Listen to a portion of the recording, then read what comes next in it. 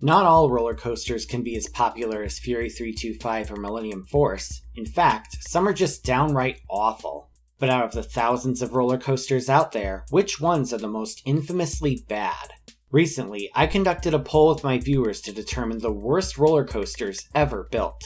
This includes rides that have since gone defunct, so as voted on by the viewers, here are the top 20 most craptastic coasters ever made. Number 20, the ZL42 model by Italian manufacturer Pininfarina. This coaster is also known informally as the Looping Zyklon, and there were actually quite a few installations of it over the years. Because of how compact and cheap it was, it gave small amusement parks an affordable option for a looping coaster. But some things are just not worth the discount. The problem with this ride is its bulky over-the-shoulder restraints. They, combined with the bumpiness of the track, pretty much guarantee a 5-star buffet of headbanging to all who ride it. This is one of those coasters that was innovative for its time, but is certainly outdated nowadays. It's clear the focus was on affordability rather than rideability. All in all, the ZL42 is a ride that many coaster enthusiasts would rather forget, but with 17 of them still in operation, credit seekers will have a lot of ground to cover. Number 19, Ninja at Missouri Six Flags St. Louis. Now this one I actually didn't think was completely horrible when I wrote it a few years ago. But just because I think something isn't bad doesn't mean others can't feel different. First off, it's worth noting that this coaster has a fascinating history. It was originally a project by Aero Hoos, now known as Aerodynamics, for Expo 86 in Vancouver. But after going bankrupt during construction, the project was sold to Dutch manufacturer Vekoma to finish. A while after the expo ended, it was acquired by Six Flags Over Mid-America, now known as Six Flags St. Louis, for the 1989 season. As of right now, this coaster also has a reputation for being rough and uncomfortable, with its jerkiness clearly visible in this video promoting a VR experience on the coaster. The general consensus is that Ninja is just another headbanger that's overstayed its welcome.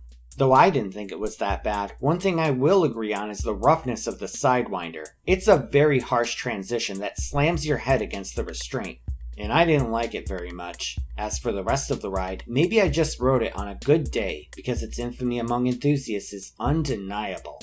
Number 18, Vortex at North Carolina's Carowinds. I know what you might be thinking, how dare you include a Bolliger and Mabilliard coaster on here? Now I'm certainly not hating on B&M, and they're one of the greatest coaster manufacturers of all time. Still, their early days had their fair share of duds. Personally, I've been on several of these stand-up coasters over the years, and to be fair, most of them weren't bad. In fact, I loved Riddler's Revenge and Georgia Scorcher. But when it comes to Vortex, I have to agree with the general consensus. I can't stand to stand on this stand-up coaster, so I'm taking a stand right now. This ride is just not fun at all. I found this coaster to be excessively rough, and I found myself at the mercy of the over-the-shoulder restraints. Usually I'm able to reduce headbanging on stand-up coasters by leaning forward a bit, but that trick just didn't work on this one, and the whole thing was just a nightmare. I'm honestly shocked that this ride is still operating, and although it's certainly not a guaranteed fix, I would absolutely be in favor of a floorless coaster conversion.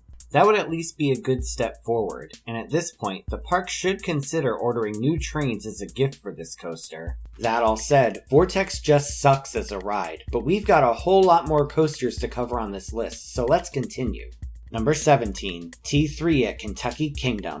Now this coaster recently closed for good in 2022, and considering its reputation, it's no wonder why.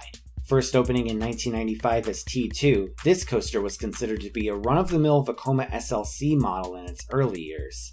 When Kentucky Kingdom initially shut down in 2009, this coaster sat abandoned on the property until Ed Hart reopened the park in 2014. The next year, T2 was refurbished and reopened as T3. However, this refurbishment has since become known as one of the biggest mistakes in coaster makeover history. At some point, the decision was made to purchase new trains from Dutch manufacturer Kumbach. These new trains were quite unusual, featuring handlebars with buttons to grip onto and over-the-shoulder straps. In practice, the design was meant to reduce the headbanging that typically comes with this coaster model. But many say that the design introduced an all-new discomfort. As it turned out, the lap bar was hugely lambasted for being way too tight, with many labeling it as a thigh crusher. Others have criticized the molding of the seat, saying that it caused unbearable back pain. After years of running these new trains, Kentucky Kingdom eventually announced the ride's closure in 2022. But interestingly enough, the park posted a tweet 3 years earlier saying, "T3 is set to remain open for the rest of eternity. We greatly apologize." Clearly they knew about the ride's infamy beforehand.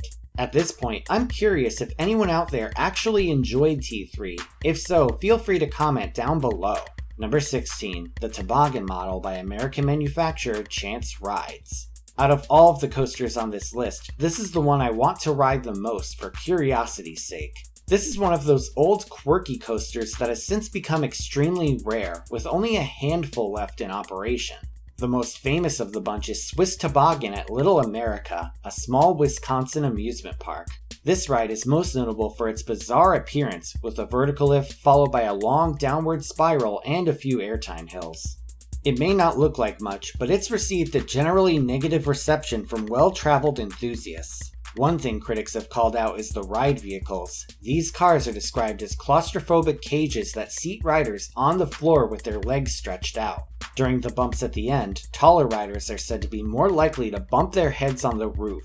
This is made even worse by the heavy rattle of the old track, which makes for an incredibly awkward experience. Though the spiral is said to be smoother than the bumps, it's also said to be extremely uncomfortable and hard to sit through. So it's pretty much the coaster equivalent of listening to your second cousin talk about moon landing conspiracies at a family reunion. Add on a horrible unbanked turn and a sudden slam on the final brakes, and you've got a coaster that many consider to be outdated. Channel contributor Canopy Coaster said of this ride, quote, "You must ride this coaster defensively, otherwise you can pay dearly."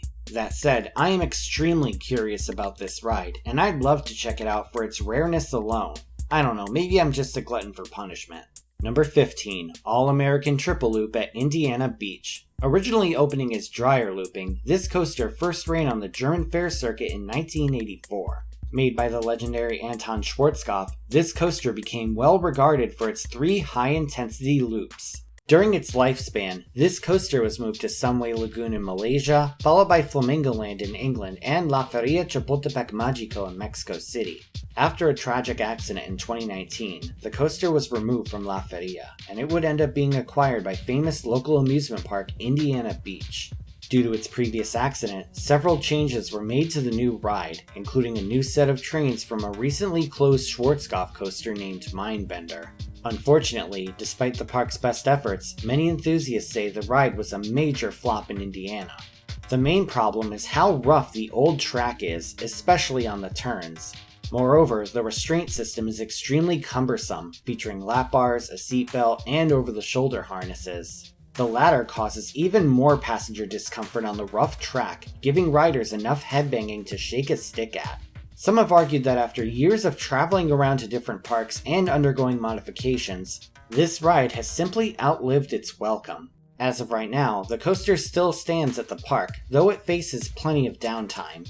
It's unknown what will happen to it, but if you get a chance to ride it, consider yourself lucky, or unlucky depending on how you look at things. Number 14, Coaster Express at Spain's Parque Warner Madrid.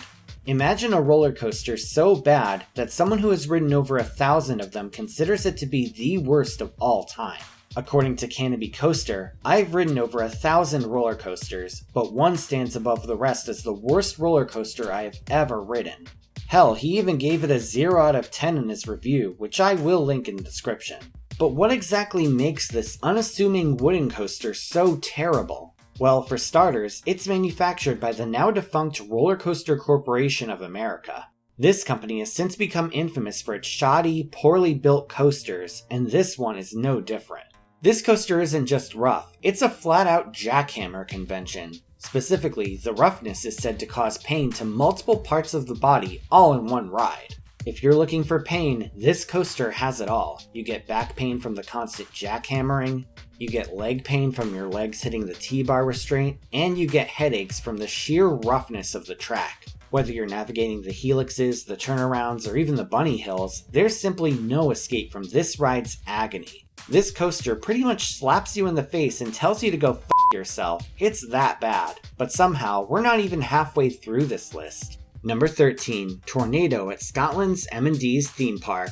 This coaster is such an unmitigated disaster that I made a video about it a few years ago. First opening in 1998, this was the tallest and fastest roller coaster ever to open in Scotland. And it's a shame because this ride was an undeniable train wreck. If you guessed that the problem was the roughness, you'd be correct. But this roughness was almost unmatched in its relentlessness. When this ride first opened, it featured a corkscrew that many consider to be the roughest inversion ever created.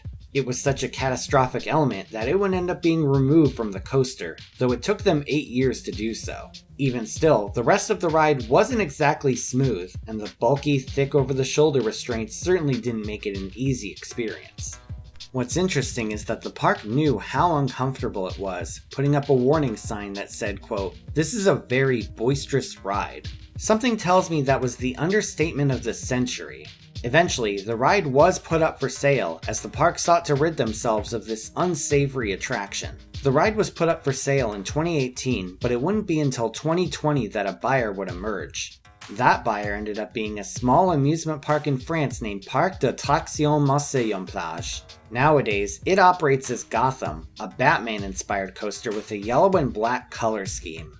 And no, it isn't said to be any better than it was in Scotland. Number 12, Green Lantern at New Jersey's Six Flags Great Adventure. This one honestly surprised me because I really didn't think it was bad when I wrote it. Sure, it's nowhere near as good a stand-up coaster as Georgia Scorcher, but I have had a few good rides on it. Still though, the audience has spoken, and this stand-up coaster certainly has its fair share of haters. Like Vortex, this ride is criticized for its over-the-shoulder restraints and overall roughness.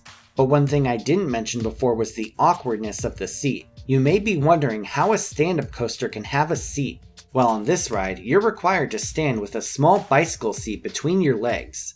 This can make the ride extremely comfortable for those who can't get the seat down low enough, especially male riders. This is a common complaint with older stand-up coasters, and many have said it's a glaring flaw with Green Lantern. From what I can find, the general consensus of this ride is that its roughness and discomfort make enjoyment pretty much a non-factor. To sum up how people feel about this coaster, in brightest day, in blackest night, this ride sucks, alright? Number 11, Goudurix at France's Parc Astérix. Now we're getting into the really bad coasters. Built as an opening day attraction at Parc Astérix, this coaster looks promising from off-ride. A beautiful waterside attraction with plenty of inversions. Unfortunately, those who get on board are in for a truly painful time. This coaster suffers from awkward transitions and elements that cause riders to jerk around and bash their heads on the restraints. The Batwing element is especially infamous, as is the butterfly. Interestingly enough, this is one of only 2 coasters to have a butterfly element, with the other being Blue Hawk at Six Flags Over Georgia. A common complaint is the flawed track profiling, which many say holds this ride back from its full potential. Despite attempts to improve it over the years, it's still widely disliked across the board. Still, although I've seen a few people argue that it should be removed, I think a retracking would be a better decision. This honestly looks like it could be a solid attraction if it got new track and trains, and I'd love to see such a makeover. But whether or not this happens is unknown, so let's get into the top 10. Number 10, Bandit at Movie Park Germany. Not to be confused with Bluey's dad, this ride is neither fun nor likable. Take what I said about Coaster Express and apply it here, and you've got pretty much the same issues. A rough wooden coaster by RCCA that's overstayed its welcome. But what's unfortunate about this ride is that it really didn't have to be this bad. This coaster uses the classic Cyclone layout, which has been done better on many other attractions. For example, I love Viper at Six Flags Great America. That coaster was just awesome, and I was honestly surprised by how smooth it was. It had great airtime, great pacing, and was overall well worth checking out. That said, many argue that Bandit could easily be improved by a retrack. Hell, you don't even need to RMC it, just get some new track, new trains, and you'd have an entertaining ride. But for now, the only thing this Bandit is stealing is your legs. Say goodbye to your legs indeed. Number 9, the Big Apple coaster at Nevada's New York Hotel and Casino. This is another coaster that I didn't think was that bad, even before the recent refurbishment it got. Still though, this coaster's infamy is undeniable. As of today, this is the only remaining American coaster by Japanese manufacturer Togo. Of course, while Togo has built some solid attractions in Japan, their short-lived American division gave us some real clunkers. What's more is that their American division was based in Ohio, but the rides they manufactured were anything but Sigma. Aside from that midlife crisis, this coaster was built as an opening day attraction for the New York Hotel and Casino in Las Vegas.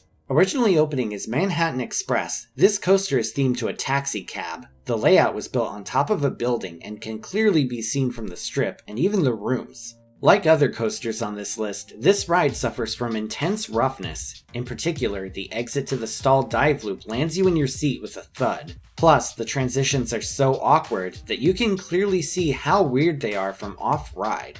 Indeed, this coaster was considered to be one of the all-time worst. Fortunately though, it was recently given new trains by American manufacturer Premier Rides. These new trains, which feature a comfort collar restraint system, are said to be a huge improvement from the old one's shoulder pads. Main reason being is that they improve visibility, allowing you to brace for the elements. Plus, the headbanging is greatly reduced. Comfort collars are usually derided by enthusiasts, but the fact that adding them to this ride was considered to be a big improvement just goes to show how poorly the original was received.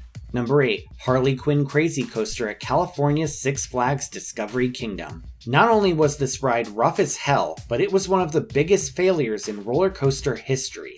Intended to be a low-cost compact thrill ride, this coaster was made by newcomer Skyline Attractions. At first, there was a lot of hype behind this concept. It was visually appealing, as was the train design that allowed two sets of passengers to repeatedly pass by each other. It seemed like a fun little ride, but it was a complete disaster. First of all, the ride's opening was delayed due to alleged technical issues. Then, when it finally did open, passengers were quick to lambast the bulky over-the-shoulder restraints. These, combined with the single bulky wheel assembly, led to the train shaking and bumping along the short course. Even worse, the coaster was as loud as Angelica Pickles throwing a tantrum. One of my viewers, who was assigned for the crew of this ride, said, quote, "The noise was bone-crunchingly loud, leaving me with a headache every shift. On top of that, I never saw a guest get off the ride happy." He also mentioned that the second half of the train had restraints that couldn't relock after being unlocked. This meant they couldn't board people on that second half, eliminating the flyby feature. After just 2 seasons of operation, this coaster stood standing but not operating until its demolition. This ride was so hated that the park didn't even announce its closure with a press release, choosing to do so with a Facebook comment reply instead. Talk about a burn. Number 7. Windjammer Surf Racers at California's Knott's Berry Farm. This is yet another Togo disaster piece. First built as a replacement for the beloved wacky soapbox racers, this twin coaster featured 2 tracks with trains that raced each other. The concept sounded pretty fun, but the fact that it made it to the top 10 here means it clearly didn't end well. The inadequate padding on the ride's restraints, as well as the misaligned track and serious structural issues, caused a bumpy nightmare of headbanging to befall all those who dared to ride it. Another issue with this coaster was the fact that it was a cranky old man, metaphorically that is. A lot of times, it simply refused to operate, and there was enough downtime to feed a Saturday night's worth of bloomin' onions at the Outback Steakhouse. Yeah, that didn't really make a lot of sense, but anyway. Perhaps the most infamous issue was the fact that this ride could not operate with headwinds of just 5 miles per hour. Yes, 5 miles per hour. There are species of beetles that can go faster than that. Eventually, the park decided to close this attraction and tear it the hell down. It would be replaced with Accelerator, which is another coaster known for its downtime. Perhaps this plot of land is cursed, I don't know. Number 6. Flashback at California's Six Flags Magic Mountain. Oh boy, we're really going all out with the roughness here. First built as Z-Force at Six Flags Great America, this coaster was later moved to Georgia before finally ending up in Valencia. This unusual ride consisted mostly of sharp hairpin dive turns that switched direction. As you can see in this footage, these dives were extraordinarily abrupt and bumpy, causing great pain to the passengers. Seriously, these dips literally knocked the color out of this footage. Making this even worse was the complicated restraint system. Guests had both a lap bar and a hard over-the-shoulder restraint system to deal with. On each turn, your head would hit the shoulder restraints and your legs would hit the lap bar. The worst part was that past guests who rode it say there was really no way to brace for it. It's a stark reminder that machines can be more powerful than the people who make them.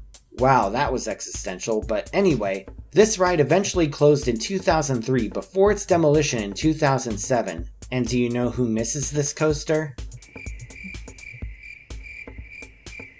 Number 5. The Volare model by Italian manufacturer Zamperla. We've talked about plenty of rough coasters on this list, but imagine a rough coaster that you ride face down in a glorified sausage rack. This, fellow viewers, is the Zamperla Volare. Yes, the name of this model is the Italian word for to fly. Passengers board this ride via stepladders on the vehicles before being closed in. After a spiral lift, guests descend into a claustrophobic course consisting of bumps and inversions. The whole experience is just awkward, and you can't help but wish you were riding a superior flying coaster like the B&M model.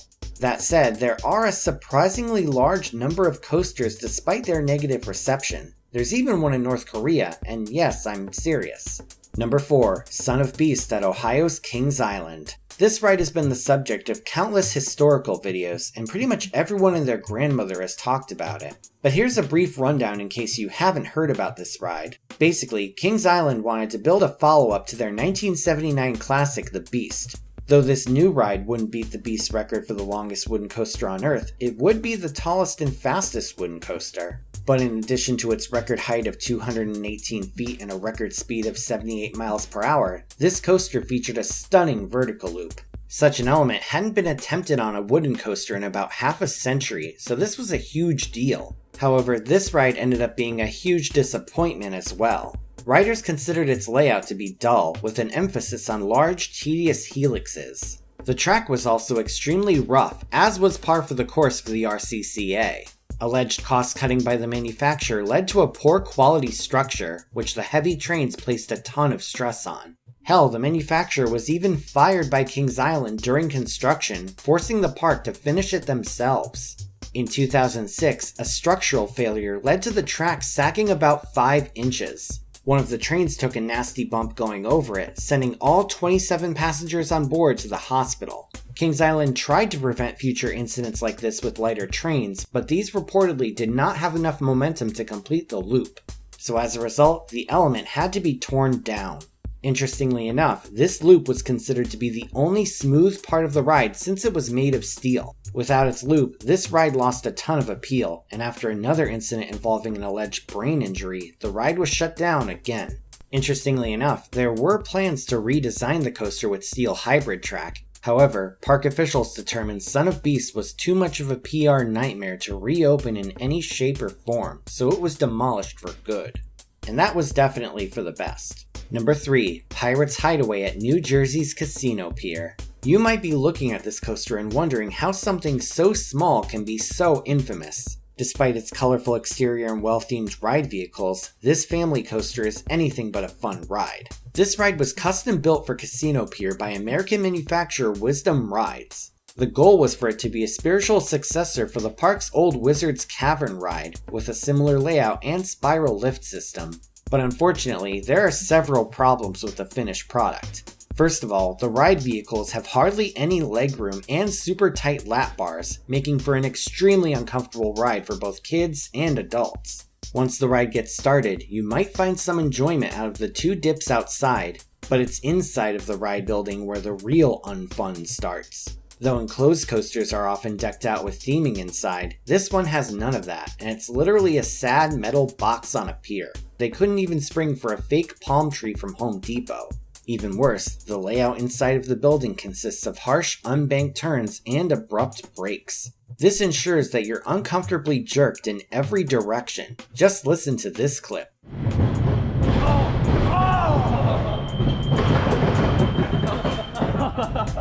And even when you're not turning or braking, the whole thing feels shaky and unstable. Rough, uncomfortable, and cramped, Pirate's Hideaway is every buccaneer's worst nightmare. Yo ho ho? More like no, no, no.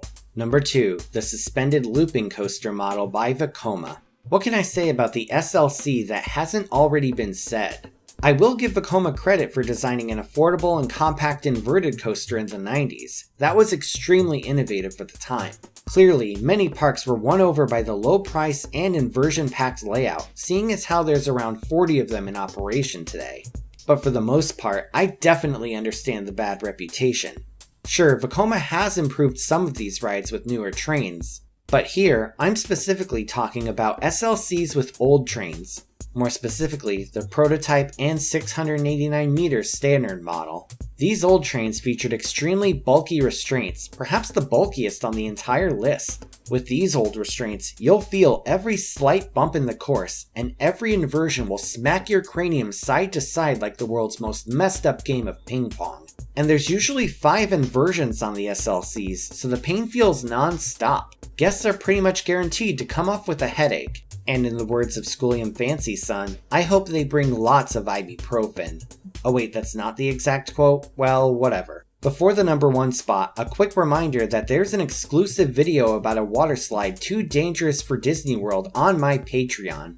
If you're interested in supporting me on Patreon, feel free to visit through my link in the description. Number 1, Green Lantern First Flight at Six Flags Magic Mountain.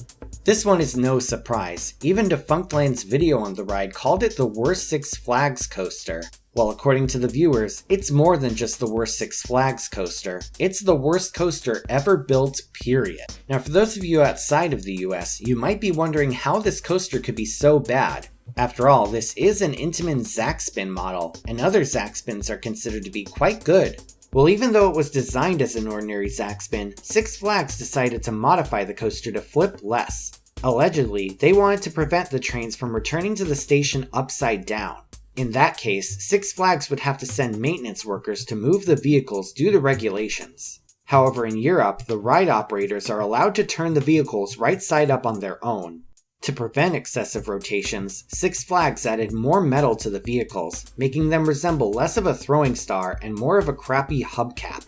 The unpredictable nature of the rotations was the main problem, as they were often harsh and erratic, causing riders to be thrown into the restraints and the seats with each flip. The bottom of the ride's drops is particularly brutal, slamming riders downwards with considerable force. Depending on the rider's position, this can result in several painful impacts. If seated, the pelvis is driven directly into the poorly padded seat with a thud.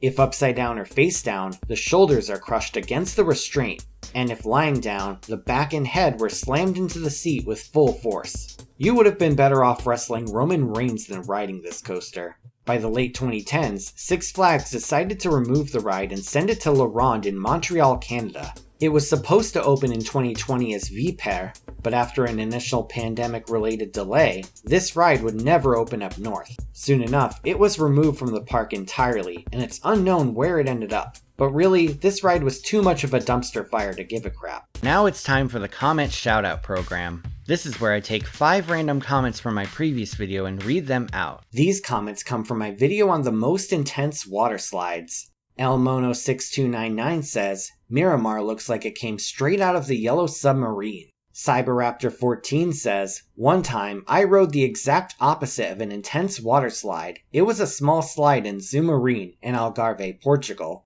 And when you ride it, you don't move at all, no matter the position. I had to manually push myself through the slide. Cat Piano Classic says, the most intense water slide I had ever been on was the Liquidator at the original Wild Rivers Park in Irvine, California. It was featured on an episode of Malcolm in the Middle. The one and only time I rode it, I must have been 9, and it was so fast and forceful, I'm surprised they let me on the slide and that I got out unscathed. Vertical Loop says, the most intense slide I've done was a regular Aqua Loop. I did the one at Typhoon, Texas, and it was too much for me, although I can handle any freefall slide. And the Neko Puff says, I clicked for the crazy tower thing in the thumbnail, was not disappointed. Well, I watch all your videos anyway. Thank you very much, Neko. And here's one more comment that got cut off from my last comment shoutout. Era Sarah says, the Queen Suite slide, I saw someone in Japan go and ride it a few days ago or yesterday, and I think I knew the problem before. In the video, when they went down the slide, there was so much curves that her and her husband got hurt in the knees, and also that was the same video you showed us. I saw her put the blue scrunchies and I knew it. If you want to see your words in my next video, leave a comment down below and it may be selected. Please note though that inflammatory or spam comments will not be read. Also, I want to give a special shout out to my newest Patreon supporters. Verbal shoutouts start at the hyper tier, and if you want to subscribe, you can check out the link in the description. Here's a special shoutout to Alex Inza, Amanda Smith, Annie Davis, Cat Burglar, Chelsea, Guy of Guyness, Leslie Roller, Lit Weasel, and Sanic. Thank you all so much. Your support is crucial for this channel's future. Thanks for watching, everyone. Feel free to like, share, and subscribe. You can follow me on social media on Instagram and Facebook, or you can check out my website at themeparkcrazy.com. And I'm on TikTok. This is Theme Park Crazy, and I'll see you all next time.